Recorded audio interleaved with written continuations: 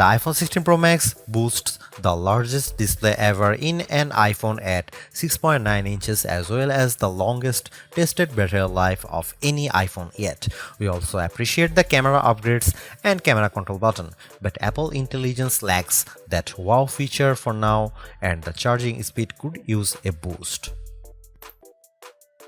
I have been a Pro Max user for years since the iPhone 11 Pro Max, but after testing the new iPhones, I'm actually torn about the iPhone 16 Pro Max. It has the largest display ever of any iPhone at 6.9 inches. Yes, the thinner bezels help keep the device somewhat compact, but it is still taller, wider and heavier than the iPhone 15 Pro Max, which I thought was the near perfect size and weight for a big screen phone. I have gone from feeling like I cheated the system to feeling slightly cheated. This might be an unpopular opinion, but I think the new Pro Max is a little too big, at least for my hands. It's more of a stretch now to do simple things like scrolling through web pages or TikTok, and once you put a case on your iPhone 16 Pro Max, it's like a mini tank.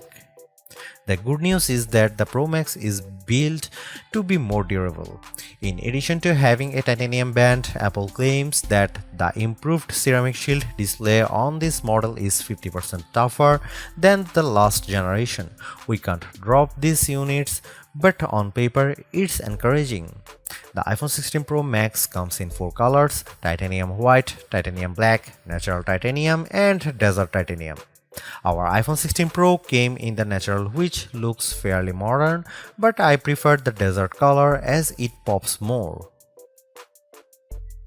The iPhone 16 Pro and Pro Max displays don't get any upgrades in terms of brightness or refresh rate, but they are still among the best OLED panels on a phone. The only main difference is that the screens can scale down to a minimum of 1 nits, which means you can use your phone in bed without disturbing anyone else and get an even dimmer alarm clock. Otherwise, the new iPhone 16 Pro Max screen is largely the same, allowing the Pixel 9 Pro to surge ahead in terms of brightness.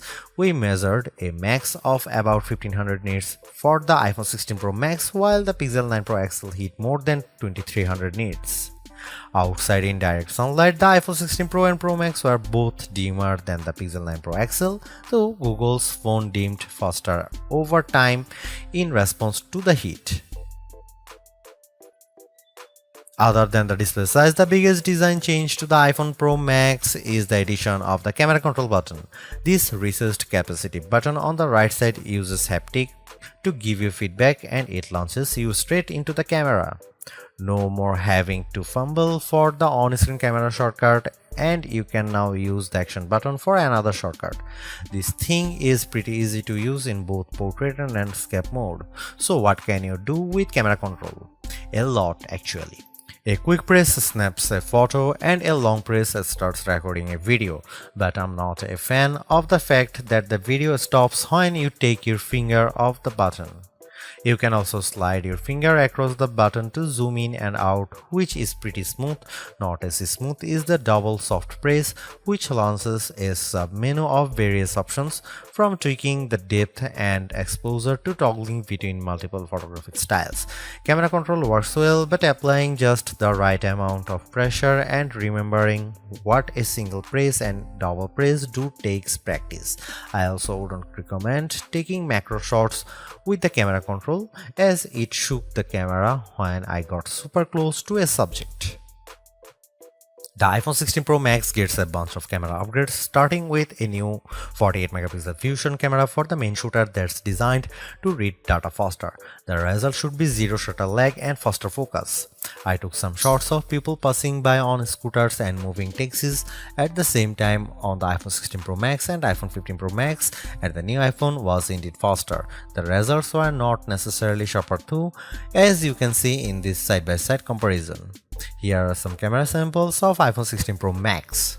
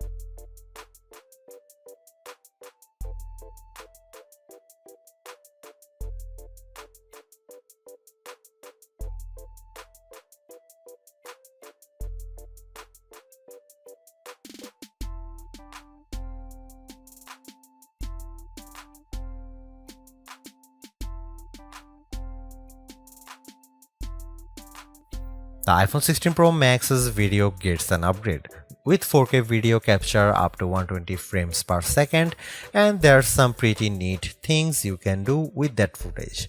Using the playback speed controls, I could slow down a ping pong match to 50%, 25% or 20%, and the footage still looked sharp. The iPhone 16 Pro Max is indeed an iterative upgrade, and maybe it wouldn't feel that way if Apple Intelligence was available today along with all the promised features. Instead, it's going to trickle out over time, so I would not to be in a rush to upgrade. Having said that, I think that iPhone 16 Pro Max is the best phone money can buy right now if you want the biggest screen and longest battery life. It lags in zoom versus the S24 Ultra, but you get more endurance, better camera quality, and plenty of creative features like photographic styles and audio mix. I actually preferred the AI capabilities of the Pixel 9 Pro XL series with its smarter Gemini Live voice assistant and other features like Add Me for photos and Pixel screenshots. But the Pixel's performance and battery life trail the iPhone 16 Pro Max. For me, the iPhone 16 Pro Max retains its title as the best phone, but it's not because of Apple Intelligence.